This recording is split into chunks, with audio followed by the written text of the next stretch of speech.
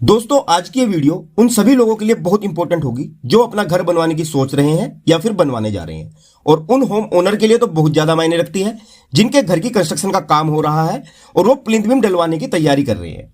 क्योंकि 90% कॉन्ट्रैक्टर बावजूद पता होने के भी अपनी टाइम, लेबर और थोड़े से पैसे बचाने के लिए आपका प्लिंथ बीम डालते हुए बहुत सी गलतियां करते हैं और आपके घर की मजबूती के साथ खिलवाड़ करते हैं, क्योंकि आपको इसकी प्रॉपर जानकारी नहीं होती। और मैं आपको बता दूं कि प्लिंथ बीम आपके घर की मजबूती का बेस होता है, जो आपके पूरे घर और दीवारों के लोड को सपोर्ट करता है और इसे सेफली नींव तक ट्रांसफर करता है। तो ऐसे में अगर इसकी कंस्ट्रक्शन सही से न की जाए तो फिर आपका प्लिंथ बीम देना बेकार है। क्यों फालतू में पैसा बर्बाद करना, इससे अच्छा तो आप डीपीसी डालकर अपना काम चला लो। तो अगर आप इन गलतियों के बारे में जानना चाहते हैं और इनसे बचना चाहते हैं तो अंत तक मेरे साथ वीडियो में बने रहिए, क्योंकि आज इस वीडियो में मैं प्लिंथ बीम के बारे में 18 ऐसी बातें बताऊंगा जो अगर आपको पता है तो कॉन्ट्रैक्टर या ठेकेदार आपका नुकसान नहीं कर सकता और वह आपको बेवकूफ नहीं बना पाएगा। ओके फ्रेंड्स, तो जानने के लिए वीडियो में अंत तक जरूर बने रहिएगा। तो चलिए वीडियो को शुरू करते हैं बिना किसी देरी के। दोस्तों, चाहे आपको 1 मंजिला घर बनाना हो, 2 मंजिला, 3 मंजिला या फिर 4 मंजिला, प्लिंथ बीम की कंस्ट्रक्शन करते हुए मेरी ये 18 बातें जरूर ध्यान में रखना। जैसे number 1, minimum size of RCC beam should not be less then 9 inch by 9 inch. It means सबसे पहली बात तो आपको यह ध्यान रखनी है कि आपको प्लिंथ बीम का साइज कभी भी 9 इंच बाय 9 इंच यानी कि 230 mm बाय 230 mm से कम नहीं रखना है। इससे ज्यादा रख सकते हैं पर इससे कम नहीं होना चाहिए। यह साइज आप ग्राउंड फ्लोर और G+1 तक के मकान के लिए रख सकते हैं, पर अगर आप G+1 के लिए 9 इंच बाय 12 इंच यानी कि 230 बाय 300 mm का बीम साइज रखते हैं तो अच्छा रहेगा। Number 2, minimum number of bar and dia use in RCC beam. दूसरी बात, कभी भी आरसीसी बीम में 4 बार से कम नहीं रखने हैं। और एज पर IS कोड 456/2000 हमेशा बीम में जो ऊपर के टॉप बार है उनका डाया 10 mm और बॉटम बार का डाया 12 mm से कम नहीं होना चाहिए, क्योंकि बीम का टॉप कंप्रेशन जोन होता है और बॉटम पार्ट टेंशन जोन होता है। इसलिए हमेशा बीम के बॉटम में सरिये का डाया बड़ा होना चाहिए टॉप के बजाय, क्योंकि बहुत से कॉन्ट्रैक्टर बीम में 8 और 10 mm का सरिया दे देते हैं जो बिल्कुल गलत है। पर जब आप खुद से मकान बनवा रहे हैं तब तो आप इन बातों को फॉलो कर ही लोगे, पर इन बातों का खासतौर पर ध्यान तब रखना है जब आपने काम कॉन्ट्रैक्टर को दे रखा हो। तो इस बात का भी आप जरूर ध्यान रखें। Third, minimum grade of steel reinforcement. तीसरा, आप जो बीम में सरिया यूज करेंगे वह कम से कम FE 500 ग्रेड का यूज करेंगे। इससे कम ग्रेड का सरिया आपको बीम में यूज नहीं करना है। ज्यादा ग्रेड का यूज कर सकते हैं पर इससे कम ग्रेड का नहीं करना है। तो इस बात का भी आप ध्यान रखिएगा। Number 4, minimum grade of concrete used in RCC beam is M20। It means आपके बीम में जो कंक्रीट का ग्रेड है वह कभी भी M20 से कम नहीं होना चाहिए, यानी कि 1:3 की रेशो से। 1 पार्ट सीमेंट, 1.5 पार्ट सैंड या रेत और 3 पार्ट बजरी या aggregate. Number 5, minimum bar dia of stirrups should not be less than 8 mm। It means आपके प्लिंथ बीम में जो स्टीरअप्स यानी कि रिंग लगेगी उसका बार डाया कभी भी 8 mm से कम नहीं होना चाहिए एज पर IS कोड 456/2000। पर ज्यादातर ठेकेदार 6 mm के डाया की रिंग यूज करते हैं जो बिल्कुल गलत है। इस बात का भी आप ध्यान रखें। Number 6, maximum stirrup distance at the rate 150 mm centre to centre. It means ज्यादातर ठेकेदार स्टीरअप्स की स्पेसिंग 300 mm यानी कि 12 इंच से भी ज्यादा या 300 mm तक रखते हैं, जो बिल्कुल गलत है।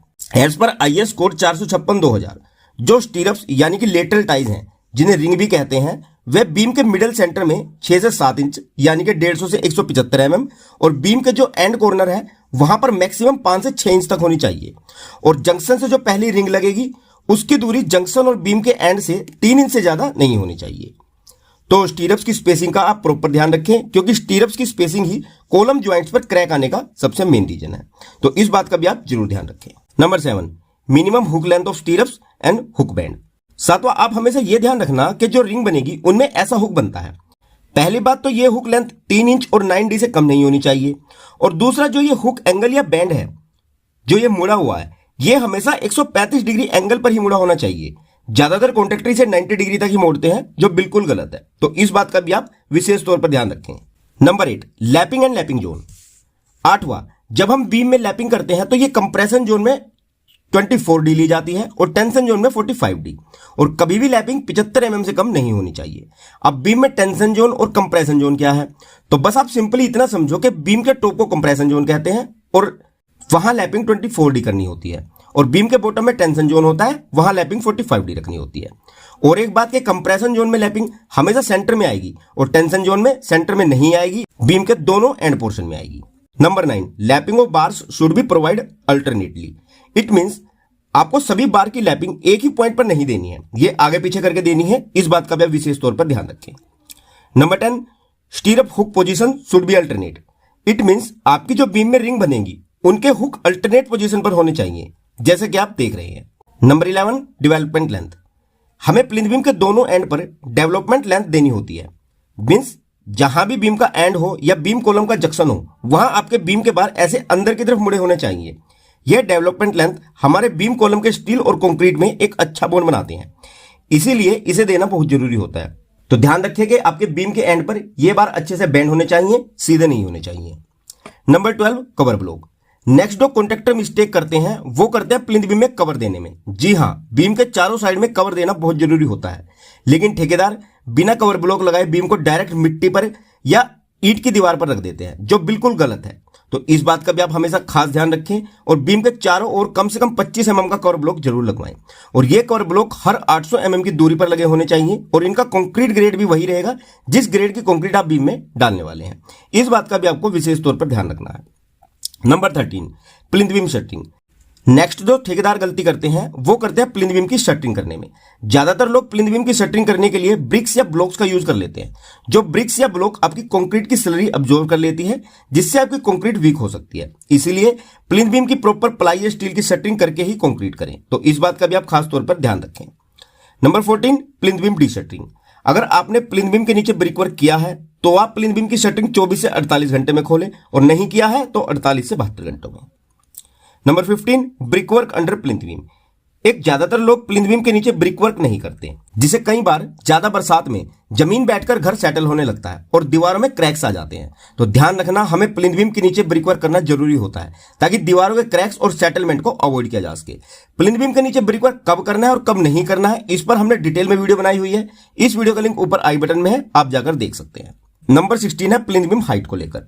एक ज्यादातर लोग अपने प्लिंथ बीम की हाइट कम रख लेते हैं, जिससे उन्हें बाद में बहुत परेशानी होती है। पर प्लिंथ बीम की हाइट भी बहुत मायने रखती है। अब आपको प्लिंथ बीम की हाइट डिसाइड कैसे करनी है, तो आप प्लिंथ बीम की हाइट डिसाइड करते हुए एक चीज माइंड में रखो कि आपके घर के सबसे पास वाला जो भी रोड है, अगर वह पक्का है तो फिर तो आप प्लिंथ बीम की हाइट रोड लेवल से 1.5 फीट ऊंची रख सकते हो। पर अगर आपके मकान के पास वाला रोड कच्चा है तो हो सकता है वह 2 से 4 साल में रोड पक्की हो तो वह ऊंचा उठेगा। तो आपको पहले ही प्लिंथ बीम की हाइट 3 से 4 फीट ऊंची रखकर चलनी है ताकि बाद में आपका मकान नीचा ना पड़े। तो इस बात का भी आपको जरूर ध्यान रखना है।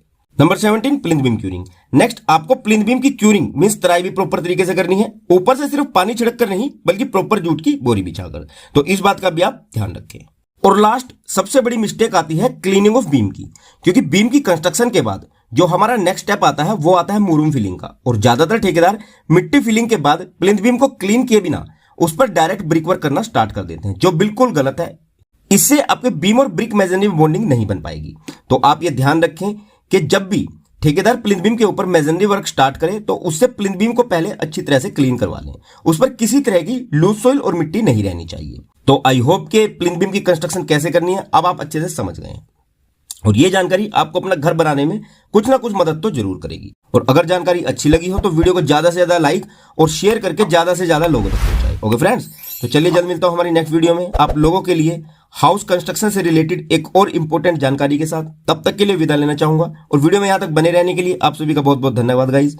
Finally thanks for watching.